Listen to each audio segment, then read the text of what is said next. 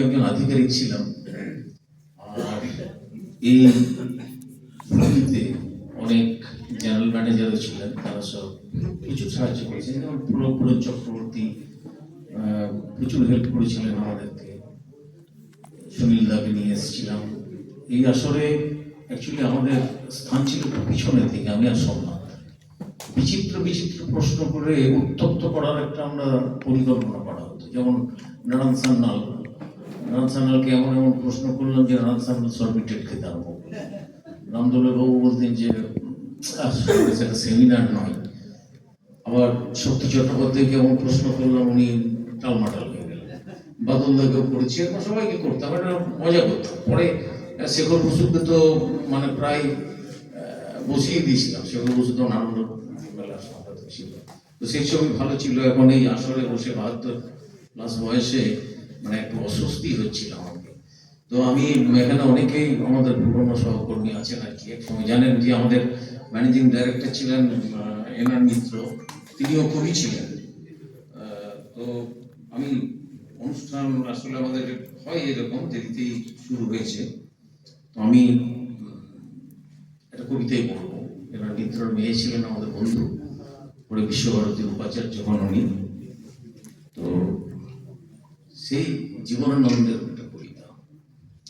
বান্ধবীর বাবা ছিলেন খনির প্রশাসক কাম মালিক।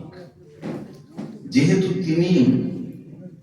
তিনিও কবি, 52 তলার নিচে এক ছোট আধিকারিক আমাকে জিজ্ঞেস করে বসলেন, খনির ভিতরের অন্ধকার কেমন বর্ণনা করতে পারবে?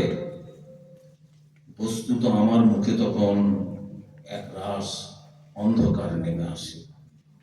উনি যতদিন চেয়ারে আছেন অসুবিধা নেই, কিন্তু ছোট অফিসারকে প্রশ্ন করাটা ঠিক হয়নি। মুখ দিয়ে বেরিয়ে আসে, দুঃখী মানুষের মনের ভিতরে যা থাকে স্যার, কয়লা খনির মতো অন্ধকার আরতি। বিন্দুমাত্র না চমকে তিনি বলেন, তোমার লাইন? সুতীর্থ স্যার, জীবনানন্দ দাস। বিড় করে তিনি বলতে আরম্ভ করলেন, এসেছিলেন হবেও বা। অচিন্ত কুমার তো আসানসোল কোর্টের মুন্সেফ ছিলেন, হতেও পারে জীবনানন্দ এসেছেন। মিটিং ছেড়ে তিনি উঠে দাঁড়ালেন, ভিড় পায়ে জানালার কাছে গেলেন। আমার মুখের ঘনায়মান অন্ধকার তিনি এত তাকালেন না। ছোট মেজ বড় কর্তা কারো দিকে তাকালেন না।